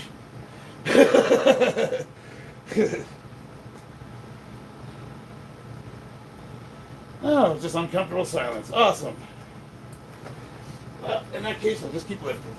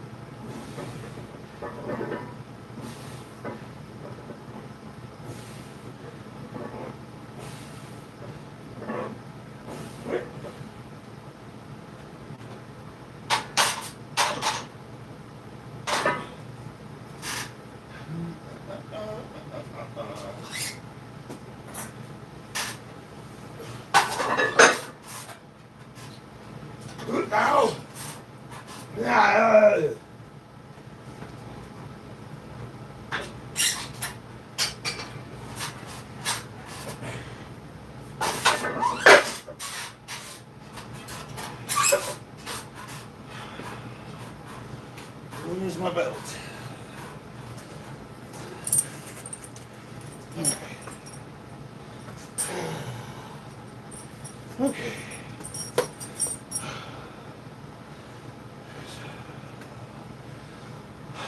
Wheat. It was really hot today. Fuck yeah, it was. 10 was the set. Motherfucker did 6. Or the other 4. You pay my bills.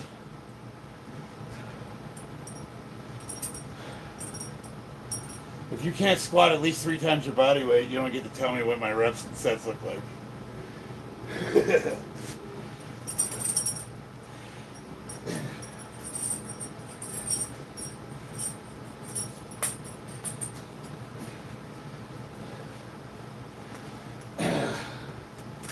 Like, that's still warm-up weight. That's not even warm-up weight. 315 is not even warm-up weight.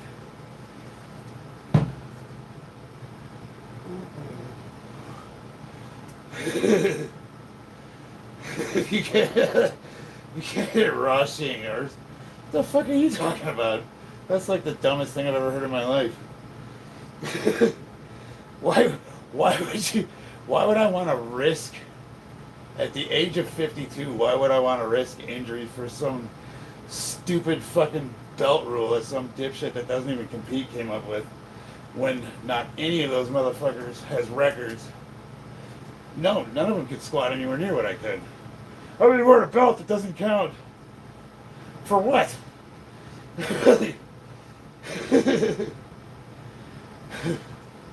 Or, and here's the other thing. So I see these videos of people like, 405 beltless. And, well, I didn't use a belt. It's 405 pounds. It's not even weight on the bar. Like, I did mine without underwear on. Does that count? I'm not wearing socks. 405 sockless. I just freeballed 405. I set a new PR. Fucking belt.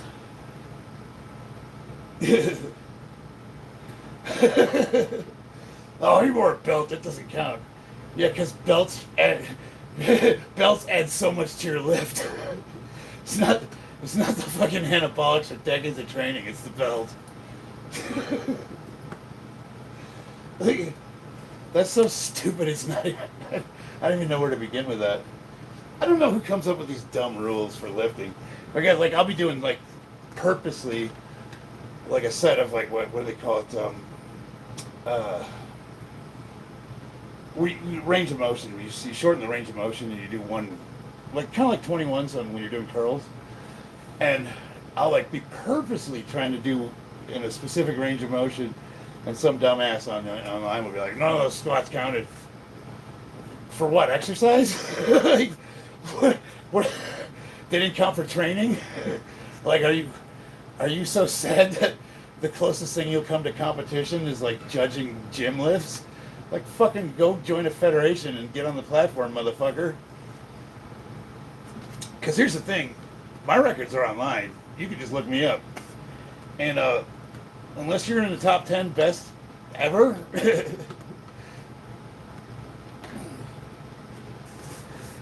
all right.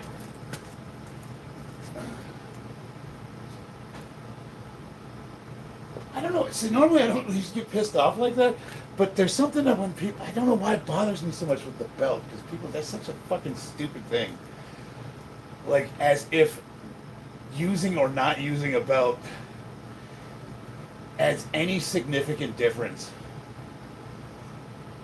Like, so stupid, especially when you're doing reps. Like, maybe a 1 rep max, I could see, okay, that belt could add 30 pounds if you don't know how to properly brace your core. Yeah, okay, fair enough. But if you're doing sets, are you stupid? Man,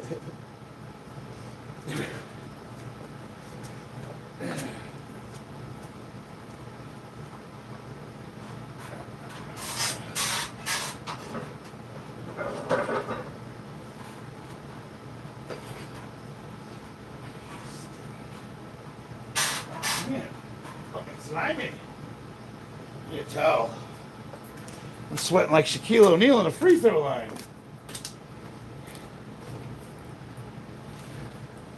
That bring anyone back to like the 90s? Watching Shaquille O'Neal. 30 seconds left on the game clock. He gets fouled. They're down by 2. He's at the free throw line. He's got so much sweat pouring off of him. You can fill a fucking swimming pool.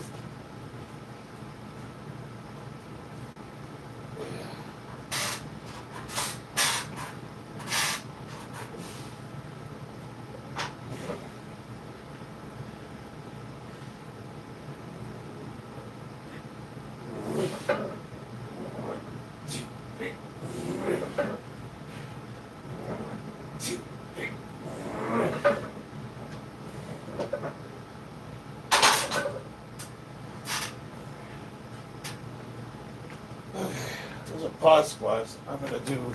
I think I'll finish up with an AMRAP and call it a night. Whew. How are you gonna get better if you don't feel the pain? Better at what? Am I, instead of being the best in the world, I'm gonna be the besterer?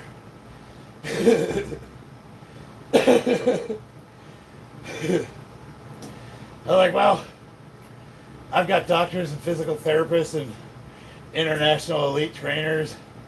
I work out at a powerlifting facility, but I'm not listening to those guys anymore because some random guy on the internet said that a belt makes my squats not count. He says I'll never unlock my true potential. I gave up on that a long time ago.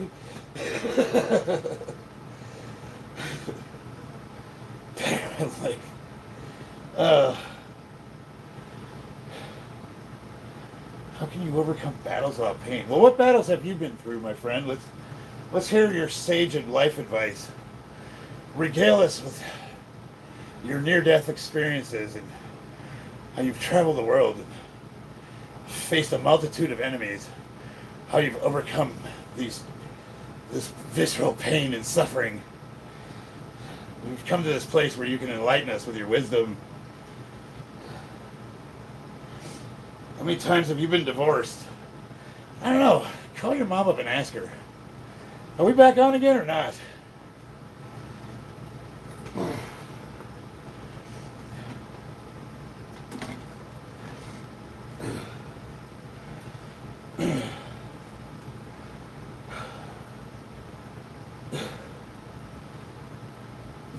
Jiggy, here's the thing, dude. I don't know you. You can't outlift me. 2, you're 22, so you're stupid. Like, it's not even worth talking to you. Actually, I'm just going to end it with that. You're 22. It's like mildly retarded by default. Like, as a 22, like, this is no offense to my younger brothers, but at the age of 22, you don't know what you don't know. You know what I mean? Like, for you to say you outlift me, which very might well be true. First of all, you're bragging about being able to lift more than somebody that can subscribe to AARP. So like, yeah, I can lift more than that old guy. Can you, though? And 2, you don't know a thing about me. Like, and 3, I have receipts. You know what I mean? Like, my records are online. Or you can just look at my channel. I know for a fact you can't rep 605 pounds on a squat bar. I just know because I just know.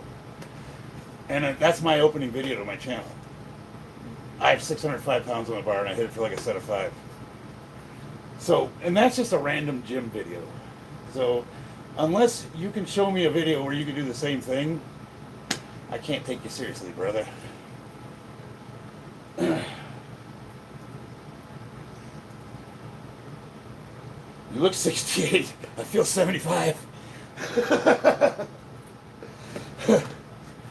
I look almost as bad as your mom.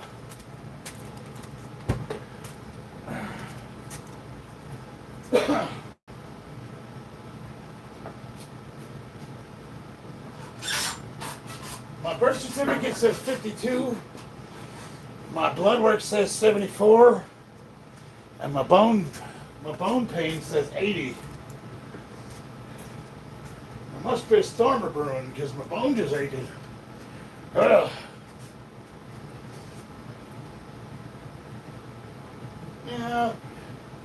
I'll keep it the same weight. It's getting late. I don't think I want to go heavier. I'm just going to wrap it out. Very jacked, but no puss. I know, man. You need to talk to my wife. She hasn't put out in months. Don't tread on me right next to back of blue. You don't even know what that flag means? Are you fucking stupid? That means no quarter, you dipshit. Oh, well, you're 22. You haven't done anything or been anywhere. I forgot. Sorry. My bad. Back the blue. Are you retarded? So you just proved online in front of everybody that you're as retarded as I thought you were. Back the blue? Are you fucking stupid? Which I do back the blue, by the way.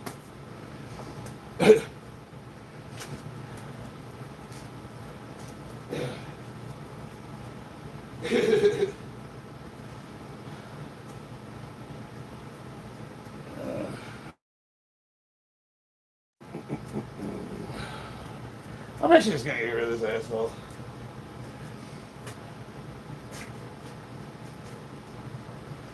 No, I'm not gonna get rid of him. I actually want you guys to rail on him.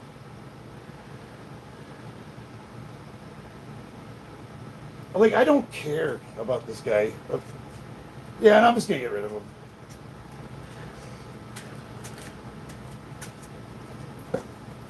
I don't want to deal with some fucking dipshit that's...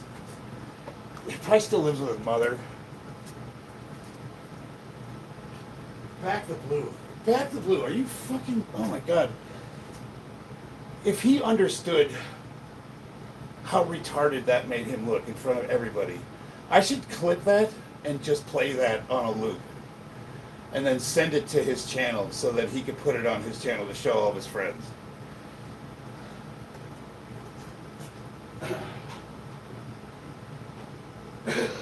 That might be the dumbest fucking thing I've heard all year. Have you guys heard anything stupider than that? Let me know. Put it in the comments.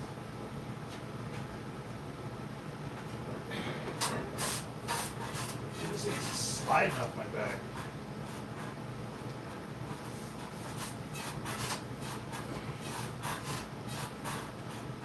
I normally don't block people, but like, I don't know, man. There's something about that guy. I just felt like he was just not gonna stop, and I just don't want to deal with him. It's like arguing with a fucking kid. Like, I don't have time for that shit. Life is too short. Pancakes, fuck yeah. Are you natty? I'm about as natural as a Nature Valley granola bar.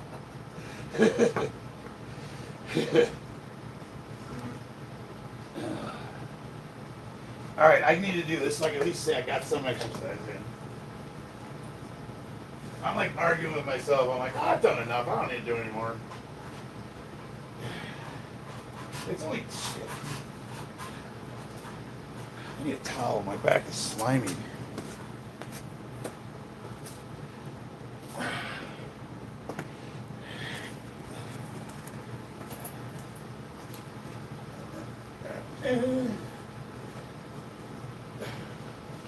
You know what's fucked up? We've had towels laying on my garage floor for like a week, and I finally washed them, but now when I need a towel, I can't find one.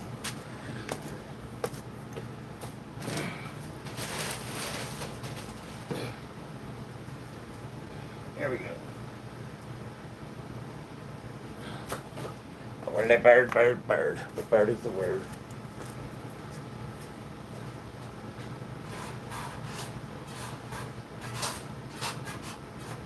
Back to the blue. And the reason I couldn't make that argument is like, well, how can you say you're a libertarian or if you back the police?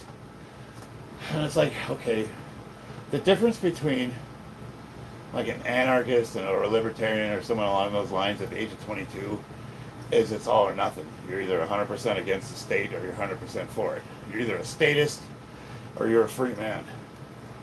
Where someone that's 52 has come to realize that in a population of, 300 million people with cultural diversity such as we have in large metropolitan areas, the idea of having a state without any law enforcement, well, we've seen what happens in Seattle and, the defund the police. Yeah, that worked out great, didn't it?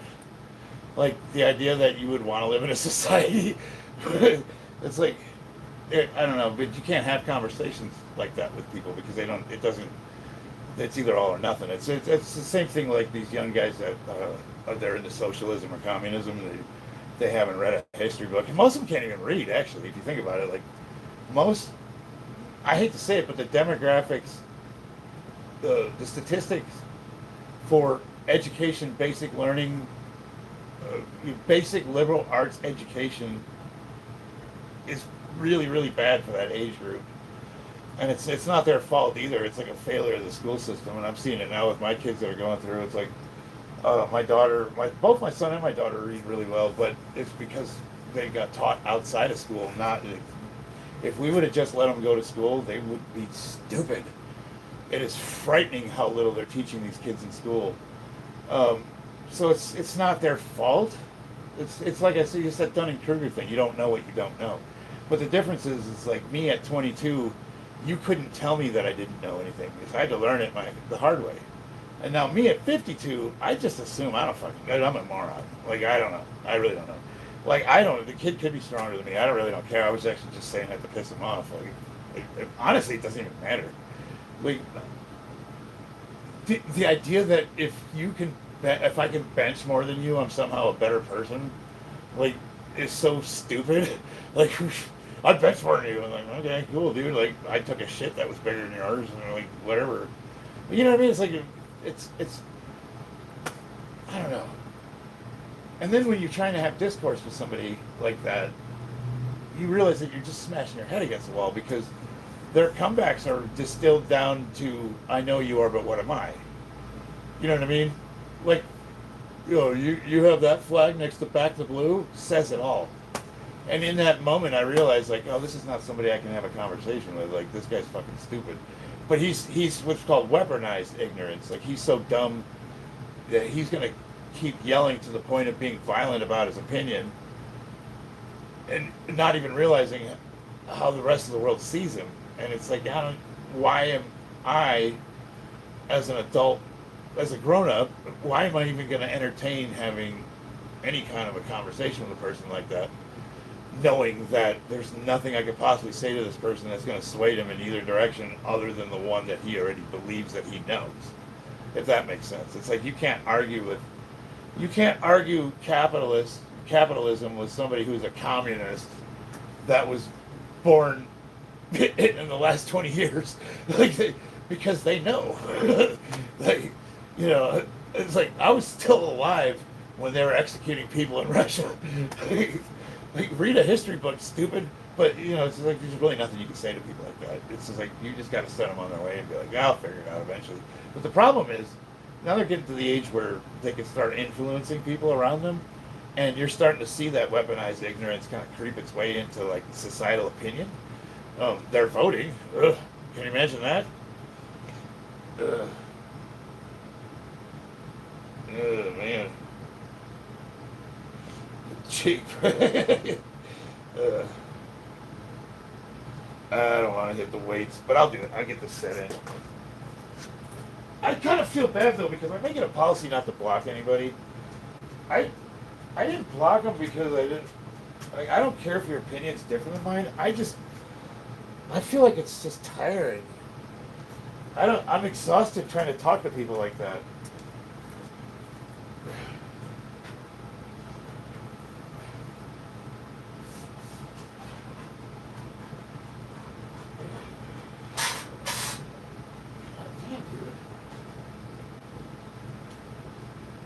Shit's just sliding off my back.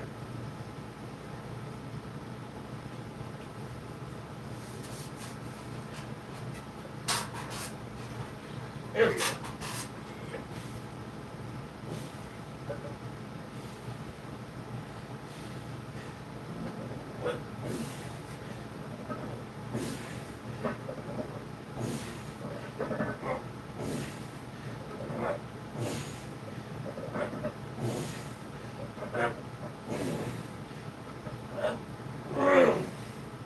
Shit. Whew. Damn, I'm out of shape. It's not bad for day one, though. That's my starting point.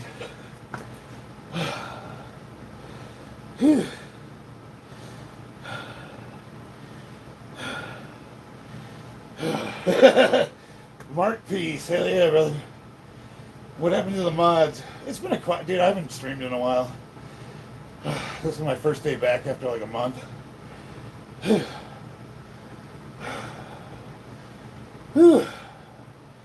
I'm out of shape, boys.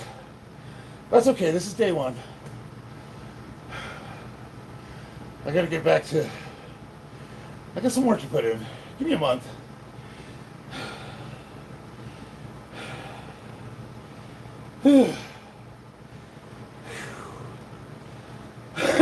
Back the blue. I'm not. It's gonna take me a while to get over that. Because here's the thing: is like I do back the blue.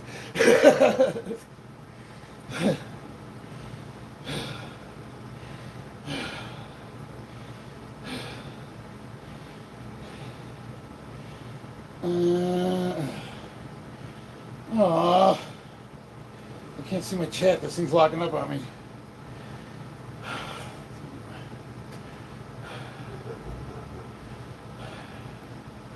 There we go. All right, guys. Almond juicers are voting. Yeah. I like you, brother. I hope you're sticking around.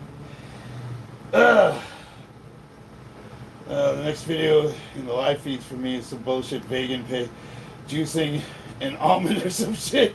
The red knight. Well, I appreciate that I edged out the almond juicer. No, we usually have some pretty good conversations, man. Like it goes all different ways. We'll talk about religion, theology. Sometimes we'll just talk shit. Sometimes I'll actually work out. Some people ask me about training. Some people will tell me my shorts look gay. You know, we'll have a 10-minute conversation about that. Usually what I try to do is I try to find sub 80 IQ trolls, and you know who they are because it's obvious. Back the blue. And I try to fuck with them. I think I didn't do a good job with this guy because I don't know, there's something he struck a nerve. I'm human, it happens. But normally I try to egg him on and we have a good laugh. I back the red, white, blue. Fuck yeah, man. I back the police, but the police officers know. So here's where I'm against. Like, so I am anti-police, but what I'm against is using police officers as a state apparatus to raise revenue.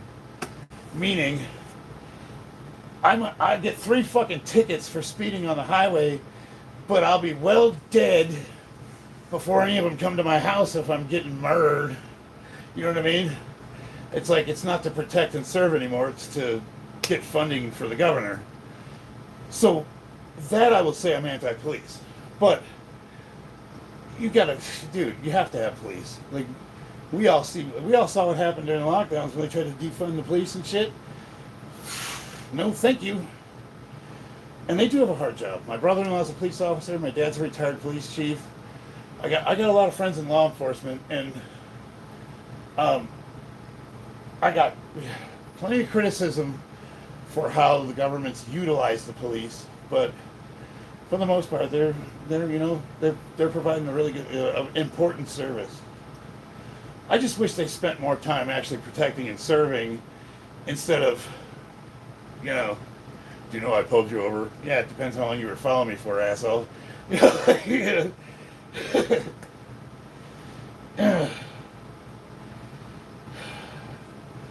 And Happy, I'll say this. I'm vehemently, and I don't know how to use a stronger word, anti-collectivist, communism, socialism. I'm all for free market capitalism, baby, which America's not, by the way. We could get into that, but this is the last bastion of freedom on earth. And despite our flaws, I love this fucking country. I don't like our government that much. I voted for Trump. I like a lot of stuff he's doing. Fuck Iran. But, there's we could get into there's a lot to disagree with. But all that aside, I've never put really any kind of faith in the 3 branches of government to begin with. I served my country. I'd serve it again in a heartbeat. I'm a patriot. You know, people hate this country, but they are sure going out of their way to get over here. There must be something going on. Thank you. Oh, I gotta use my good arm. Ow, that actually hurt. I was gonna say thank you, Brandon. America, fuck yeah. Fuck that guy. Alright, on that note, I'm gonna get offline. It is like 110 degrees in my garage. I don't know if you guys have noticed, but I'm sweating my balls off. It's here in Vegas. I got a swamp cooler, but if it's not blowing air directly on you, I'm withering. So I definitely need to do something about that. But I'm gonna try to get on. I'll try to stream at least within the next 2 or 3 days. Tomorrow, if I can.